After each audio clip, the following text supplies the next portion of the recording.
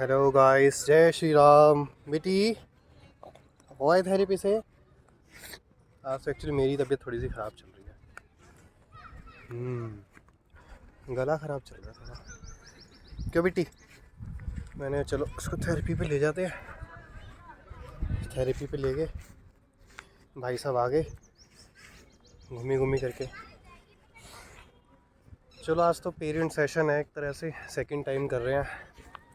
Parent session में मैं actually observation बताता हूँ कि बाकी फैमिलीज़ का क्या चल रहा है। किसी एक फैमिली का एग्जांपल ले लेते हैं उसमें, और पेशेंस कैसे रखने हैं या जो भी है।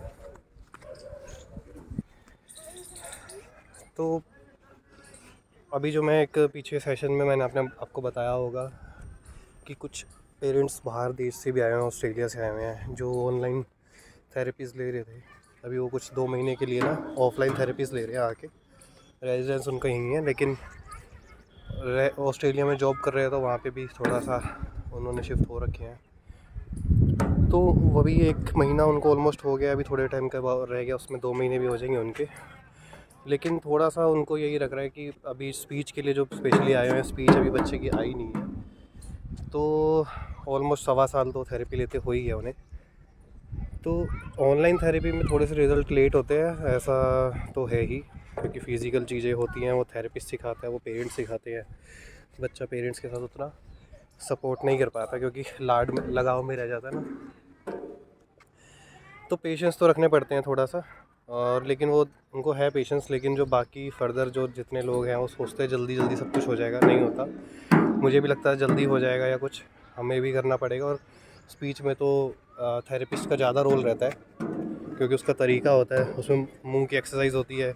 ओहो, कैसे टंग है, कैसे जैसे हम पापा बोलते हैं तो हमारा मुंह 2 बार खुलता है, तो इस तरह के कुछ टैक्ट होते हैं, कुछ मूवमेंट्स होती हैं, तो वो मूवमेंट्स करवा के बुलवाना सिखाते हैं। तो इसलिए वो हमारे लिए तो नॉर्मल चीज़ नहीं है, वो ज़्यादा वही सिखा पाएंगे। बाकी ऑक्यूपेशनल थेरेपीज़ हमारे कंट्रोल में हो सकती है अगर हम सीख लेते हैं तो मेन चीज़ यही है कि पेशेंस हमें रखने पड़ेंगे।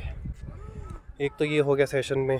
सेकंड जो सबसे मेन चीज़ आती है ना, वो यूजुअली क्या होता है ऑटिज़म वाले बच्चों में ना, इतना तो सेंस रहती है, वैसे कई बार नहीं होती सीवियर केसेस में, लेकिन माइल्ड और मॉडरेट लेवल पे ऐसी सेंस रहती है कि बच्चे का अगर जैसे बच्चे को मदर ने कोई चीज़ मना कर दी, तो बच्चा क्या करता है ना, उसको पता है कि पापा मान जाएंगे या दादा दादी मान जाएंगे या कोई भी एक्स वाई जेड कोई भी मान जाएगा।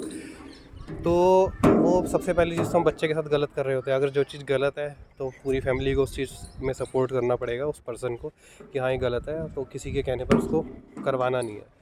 अब उसमें बहुत सारी चीज़ें आती है, एक लाड लगाव अलग होता है, लेकिन आप एक ऑटिज़म वाले बच्चे के साथ हो तो आपको बहुत सारी चीज़ें देख के चलनी पड़ती हैं। तो ऐसा नहीं है कि आपको नॉर्मल बच्चे की तरह हाँ कोई मना कर रहा है तो आप हाँ कर दो, ऐसा नहीं चलेगा। तो अगर पर्टिकुलर कोई पर्सन को पता है ये गलत चीज़ है, जो उसके साथ ज़्यादा रहता है, और हम क्या होते हैं ना, हम जैसे मैं ज़्यादा नहीं हूँ या कोई दादा दादी ज़्यादा नहीं है, तो बच्चों को वो चीज़ खिलाने पिलाने की होगी या टीवी दिखाने की होगी या मोबाइल देने की होगी, तो ये चीज़ें ना वो दे देते हैं। लेकिन जो ज़्यादा रहता है ना उसको पता है कि नहीं देना है। तो इस केस में ना क्या करते हैं, जैसे हम दादा दादी हो गए या कोई ऐसा बंदा हो गया जिसको इसके बारे में नहीं पता, या पता भी है और फिर भी इसको चुप कराने के लिए, इसको खुश करने के लिए हमें वो चीज़ें कर देते, टीवी दिखा दिया, मोबाइल दिखा दिया, तो ये गलत है। ये आप दोनों पेरेंट्स और दादा दादी एक दूसरे के साथ गलत नहीं कर रहे, एट लास्ट बच्चे के साथ ही गलत हो रहा है। तो इस चीज़ में बड़ा स्टिक होना पड़ता है हमें कि अगर जो चीज़ गलत है वो गलत है। वो बच्चे को ये ना हो कि भाई मैं किसी और के पास जाके करवाऊँ तो वो करवा लेगा या कुछ ऐसे। जैसे मैं टीवी नहीं दिखाता इसको, तो ये दादी के पास चला जाता है रिमोट लेके, तो दादी काम कर रही होती है तो दादी को दिखाना पड़ जाता है। लेकिन कुछ केसेस में जैसे कि हो गया कि बच्चा रो रहा है, उसको खुश कराना है, उसकी बात माननी है, तो उस केसेस में ना बड़े मैं भी कुछ ऐसी गलतियाँ कर लेता हूँ कि जो नहीं करनी होती। तो हमेशा एक ही चीज़ पे रहो, सभी पेरेंट्स एक ही चीज़ पे रहो तो बच्चे के लिए ज़्यादा ठीक रहेगा। नहीं तो नहीं और हाँ तो हाँ। जिस टाइम सुलाना है, किस टाइम खिलाना है या क्या खिलाना है, क्या कराना है, अपनी एक्टिविटीज़ बांट सकते हो, लेकिन गलत चीज़ को कभी मत बांटो। तो पेरेंट सेशन का मेन मकसद यही रहता है कि एक एग्ज़ाम्पल हो पेशेंस रखने का। सेकंड, जो गलत है उसको गलत ही कंसीडर करो, गलत ही है वो, ये नहीं कि मैं करा देता हूँ छोड़ तू रहने दे या कुछ भी। बहुत सारी चीज़ें हमें इस तरीके से लेके चलनी पड़ेंगी, नहीं तो गलत हम बच्चे के साथ कर रहे होंगे। बस ये नहीं कि हाँ भी किसी ने अपनी बहू को गलत साबित कर दिया या किसी ने अपने दादा दादी को साबित कर दिया। आपस में क्लैशेस, आपस में लड़ाई करने से बेनिफिट नहीं है। दोनों को आपस में बैठ के यही सोचना पड़ेगा कि ये ऑटिस्टिक बच्चा है, नॉर्मल नहीं है जो इसके लाड प्यार में कोई हाँ कर देगा कोई ना कर देगा, ना तो ना हाँ तो हाँ। तो यही सेशन में था। मेरे पास और भी बहुत सारी चीज़ें हैं, लेकिन वो धीरे धीरे करूँगा।